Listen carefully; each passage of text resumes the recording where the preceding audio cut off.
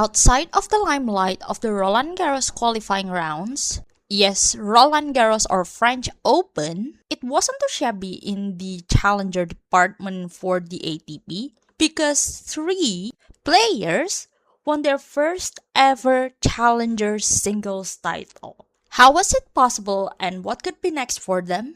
Welcome to the 12th episode of the Challenger Corner. While I leave the Roland Garros qualifying stuff into the long article, more specifically for showcasing what happened in the third qualifying round matches, and some shots from the qualifiers you probably do not want to miss, I'm jumping straight to the weekly finals recap for the Challenger Tour, starting from the third Bengaluru Challenger, where 4th seed Petr Bar Biryukov defeated former world number 40 Ilya Ivashka 7-6, tiebreak score 7-0, 4-6, 6-4. This is Petr's first Challenger singles final ever, and note that he also won an M15 previously in Astana that started in for August last year, while this is Ilya's first Challenger level final since the Ortisei Challenger 2020 where he won the title, and his 7th career Challenger final overall. Parts of this match were partial surface, but it came down to some ground strokes under pressure. So there might have been several notable chances in the first set. I also noticed how Ilya's other pass, for instance, after a decent defense, was commanded by Petr as he tried to find a way to break for the set, but the tiebreaker was inevitable, but Petr ended up dominating the breaker instead. So it was his cross-court backhand winner trying to mini-break early to 1-0 before the same shot extended the lead to 5-0 and Ilya couldn't come up with an answer, so that leaves the mini bagel, I would say, for Petr. However, his second serve troubles made the difference deep into the 5th game of the second set, and Ilya took that advantage by passing Petr at the net. He was unable to catch Ilya's previous shots, and that caused the break to 3-2, and without looking back, Ilya took that second set 6-4. That led us to the deciding set, where Ilya had some fair chances in the 7th game. He caused 2 juices, at least. There was one with a 4th shot winner on his forehand, and the other one happening 2 points after caused the same juice, but Petr massively held 2-4-3, and it took several more games, at least 3, before the scoreboard pressure question was asked, and it was a different pass at the 3rd point of that 10th game that started to make the difference for Petr, who eventually broke for the 3rd set 6-4 to clinch his maiden challenger singles title, and debuting in the top 300 at around 268 live if I'm not mistaken. And later that night, local time, he contested his doubles final with Grigory Lomakin, which will be mentioned in the doubles watch section. The next challenger level final started at the 3rd set, if I'm not mistaken, of the Bengaluru 3 Challenger, which was the clay iteration of the Istanbul Challenger in Istinye, where alternate David Jorda Sanchis defeated Andrei Nedic 6-4, 6-4. David previously won an ITF M25 and M15 each throughout his career. I refer to the titles. And this marked his first challenger level singles final appearance, while Andrei also notably made the semi-final of the first Shymkent Challenger a few weeks ago. So it was the maiden challenger title at stake for either of them. Andrei had his chances earlier in this match and he tried to step up in the second set when I started noticing him finding his lines, but David was more aggressive and the ending pretty much showed it. for some reason. So in the first set, Andre broke early to 2-0, moments after firing the working lob at the third point. But his backhand errors near the end of that third game contributed to David's break back to 2-1. And it was the Spaniard's cross-court forehand winner, causing the earlier lead before breaking to 4-3. He needed a massive hold or so to 5-3 before volleying in the ninth game, trying to break for the set. He had a couple of set points foiled before Andre massively held to 5-4, and David eventually took the first set 6-4.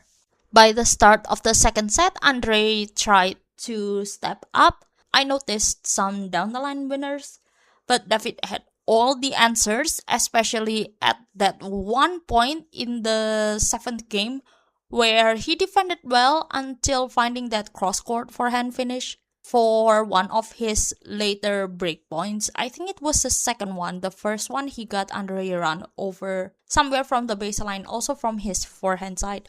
And he eventually broke to 4-3 as well. It took a bit for him to hold to 5-3, but he hadn't looked back since and successfully serving it out, taking that second set 6-4 to clinch his first ever challenger title in singles, almost entering the top 250 as well at around 256. Last but not the least, it was the Cervia Challenger in Italy, which finals featured Max Alcala Gurri, who defeated Bufaisar Gadamauri 2-6, 6-1, 6-1. This is also Max's maiden challenger singles final. Also contesting for his first ever challenger singles title, while Bufaisar won the second Shimkan challenger also a few weeks ago when he defeated Manas Damnas, so he contested for his second challenger title. In the semifinals, Bufaisar notably saved a match point when he defeated Tommaso Compagnucci, but he ran out of steam deep into this match despite a dominant opening set. So, in the first set, Bufaisar scored a working drop shot 3 points into that game before his forehand winner paved the way for his break to 1-0. And he also scored a different forehand winner before holding to 4-2 when it caught the line. And he also fired another cross-court forehand pass before breaking to 5-2, and he eventually took the first set 6-2. However, things started to go in Max's direction starting from the second set, where it turned out to be a one-way affair because after a successful drop shot, Max broke to 3-1 and he got Bufaisar run over at the net several times before breaking again to 5-1 and eventually baked that second set breadstick. It wasn't the only occasion because Max's forehand volley after Bufaisar's unforced error contributed to his early break to 1-0. He even fired a working smash to start the third game before doubling that break advantage to 3-0. But there was a rare defense from Bufaisar to Max's unforced error before the break back to 3-1. But it was also for the same reason that Max massively broke back to 4-1. Eventually, there was sort of a tug of war, or not really, in the seventh game. But one of the turning points was a different forehand winner for one of the juices before Max took that third set, also 6-1, winning his maiden challenger singles title as a result, to rise to around 275 live by the end of the tournament. For this week's trajectory watch, I'm dividing this into 3 sections. So the first one is tracking the youngsters for the past week, because it wasn't too shabby either for Ognjen Milic, who reached the quarterfinals of the third Bengaluru Challenger, as well as Hinek Bartong, who finally reached a challenger level semifinal in singles in Istanbul-Istinye, and Mili Poljichak also reaching the quarterfinals of the same tournament. And not to mention Carlo Alberto Canioto, who also reached the Cervia Challenger quarterfinals. If anyone is interested in a sibling, this is a wordplay for those coming from Southeast Asia and also noticed some of their rises in WTA. There are also names from the region making rounds, such as Mitsuki Wei Kang Leong. So I started observing him 2 years ago when he took a set of Terence Atman of all people. If I'm not mistaken, it was in Guangzhou Huangpu Challenger as a qualifier. And he already made rounds in the Bengaluru 3 Challenger as he made quarterfinals where he lost to eventual champion Petr Bar Biryukov. And I'm also interested in what's next in his regard because him and Maximus Jones at the moment are carrying the ATP department in singles for the region at the moment. And I might need to save some tea for later, but safe to say that if anyone in this region in ATP can contend something, it could be them, but I don't rule out any other possibilities. And still curious for what's next in singles. Not to mention that another central theme for the previous week was celebrating maiden challenger titleists in their first challenger finals. Both Petr Bar Biryukov, David Jorda Sanchis, and Max Alcala Gurri, all of them contested their first ever challenger finals.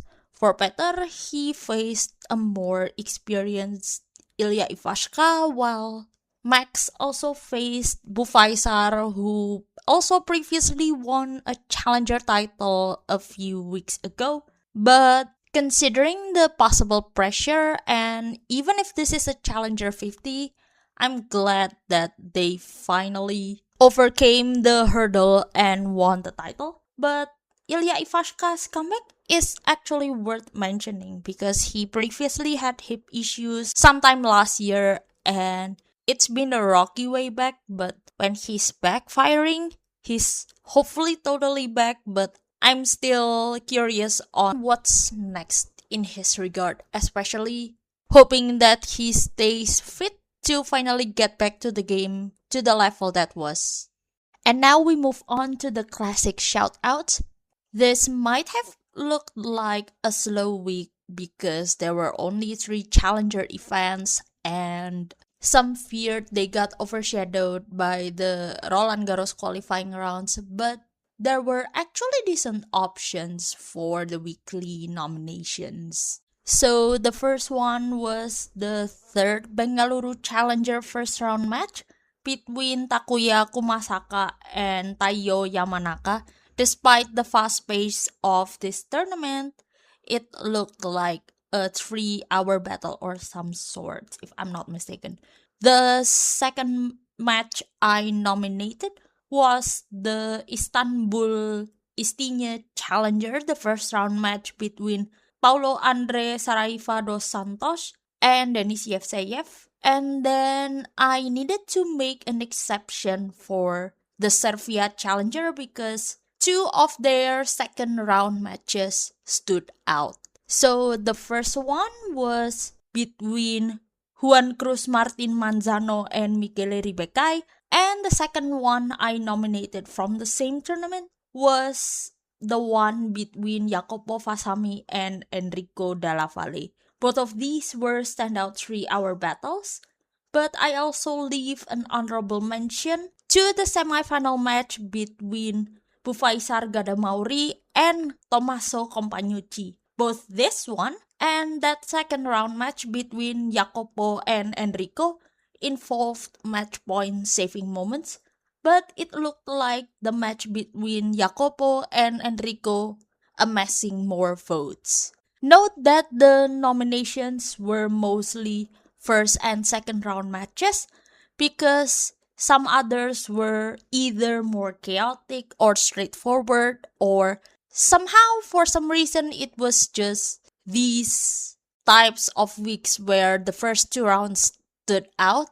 But even the finals of the third Bengaluru Challenger, for example, also deserved a mention for being a battle that was coming down to a few points, despite parts of it being a surface, but not really, considering the ground strokes needed to stand out.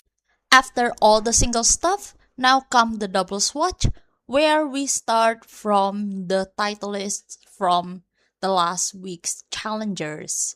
So in Cervia, Francesco Forti and Filippo Romano defeated second seed Santiago Rodriguez Taverna and David Vega Hernandez 6-3, 6-4 for Francesco and Filippo. They last played together in the Barletta Challenger, but they also won the Rome Masters 1000 pre-qualifying tournament. So that's how they earned the wildcards into the Rome Masters 1000 when they lost to reunited Alexander Erler and Lucas Midler 6-7 tiebreak score 8-6 and 5-7. Later that night local time, in the third Bengaluru Challenger, Adil Kalyanpur and Mukund Sasikumar defeated Petr Bar Biryukov and Grigory Lomakin 6-7 tiebreak score 7-3, 6-4, 10-3 in the match tiebreak. Adil and Mukund have been pairing since last February, and this is their first challenger title together as a pair after reaching the semifinals in the second Bengaluru Challenger the week before. For Petr, he also contested the singles final where he won his maiden challenger singles title against Ilya Ivashka earlier that day. In Istanbul-Istinye, George Goldhoff and Theodore Winegar as third seeds defeated Filip Duda and Stefan Latinovic 7-5, 6-2. Together, George and Theodore became the runner-up of the Columbus Challenger when they lost to Patrick Harper and Johannes Monday, and the Seoul Challenger last year as well when they were defeated by Nathaniel Lemons and Jean-Julien Roger. So this marked their first challenger title together as a pair. George graduated from the Baylor University after attending Tulsa for some time, if I'm not mistaken, while Theodore also graduated from the Columbia University. Both pairs, like both George and Theodore and Philip and Stefan, if they're still together, they are still in my watch list because probably they could be one of the emerging pairs or also pairs to watch in the challenger circuit for at least the next semester if they're still together. It's also highly encouraged to check the first rounds of the Roland Garros men's, women's, and mixed doubles. Even though, especially in mixed, like most are double specialists, it's highly encouraged to check them out because of the unique skill sets they bring, not to mention that the stories that could also emerge from the doubles dynamics, either the ATP or the WTA, or just follow the rising pairs or those people who also frequently play doubles in general. Who knows, there might be some latest doubles teas brewing at the moment, or how some of these early rounds could become early popcorn matches. And now it's time to give some shoutouts to select ITF level singles winners. So starting with the men's, in M25 Mataro in one of the 4 M25 level tournaments, first seed Oriol Rocabataya defeated third seed Alex Pujolras 6-4, 6-3 for just his second career ITF level title. In Kutaisi, 5th seed Vadim Ursu defeated 8th seed Daniel Ostapenkov 6-1, 7-6, tiebreak score 10-8 for his 11th career ITF title. In Deauville, 8th seed Felix Balshaw defeated 5th seed Korangtang Denoli 6-4, 6-1 for his 5th career ITF title. So Felix won one M25 event here in Deauville and previously 2 M15, so we better watch out for his possible breakout sooner or later. And in ball, second seed Max Kasnikowski defeated Noah Fukadin 6-1, 6-3 for his 7th career ITF title. Also shout out to select M15 winners. So there were actually some first-time title winners in this level, such as Martin van der Mersen in Kursum Liska Banya, then Noritaka Koizumi in Luan, and Marcus Mulder in Hurghada. Marcus attended Texas A&M University, a rising sophomore somehow after completing his freshman year in the university. Some other notable titleists here are Samuele Pieri in Klagenfurt, Radu Mihai Papoe in Bucharest, Bor Artnak in Lithia, San Hui Shin in Gimcheon, and Eric van Schelboim in Doboj, among others. In the women's sector, in W100 Takasaki, Yuki Naito defeated Valentina Reiser 6-4, 6-3 for her 7th career ITF title. In W75 Košice, first seed Tyra Grant defeated second seed Caroline Werner 6-3, 6-3 for her 4th career ITF title. Speaking of Tyra, she finally broke through the top 200 if I'm not mistaken, and watch out for her possible potential.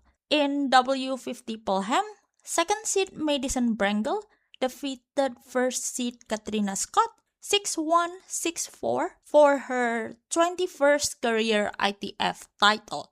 Another comeback journey worth watching or following. In W50 Portorož, 5th seed Julie Struplova defeated Francesca Curmi 6-3, 6-3 for her 7th career ITF title. Also shout out to select W35 winners such as Weronika Falkowska in Bol, Diane Bak in Changwon, and Alicia Dudney in Estepona. Watch out for Alicia in the grass season as well as she continues building her form, especially after she graduated from the University of Florida. In the W15 events, some select shoutouts here to the first-time ITF titleists, such as Aya El Said in Hurghada and Mary-Louise Van Zyl in Gaborone, among others in this level. So before we go deep into this week, so how's this week's broad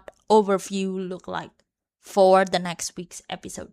So we have 5 ATP Challenger events in the first week of Roland Garros in Centurion, South Africa, Vicenza, and then Chisinau, Košice, and last but not the least in Little Rock. Both Centurion and Little Rock are hard court events, while the rest are clay court events. If you notice, since like the last week's ITFs, if I'm not mistaken, some collegians are already out and about, even notched their first ever challenger level main draw victory in Centurion, for instance.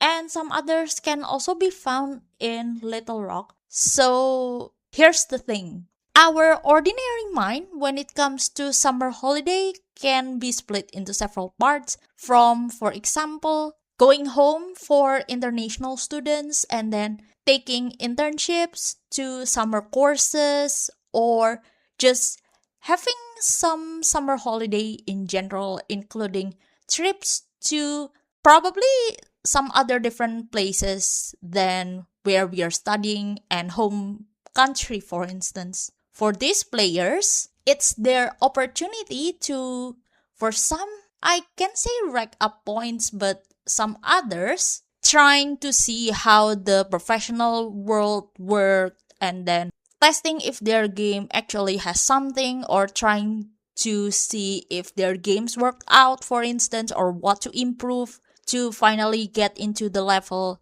And some even could use their accelerator spots thanks to standing out in the collegiate level, like those who just graduated like Jfriend or final year student in Timolagu, for instance. So watch out for even more journeys for collegians before the academic year start again, because this wouldn't be too slow of a week, especially with these youngsters and collegians trying to explore the ITFs and challengers in this holiday.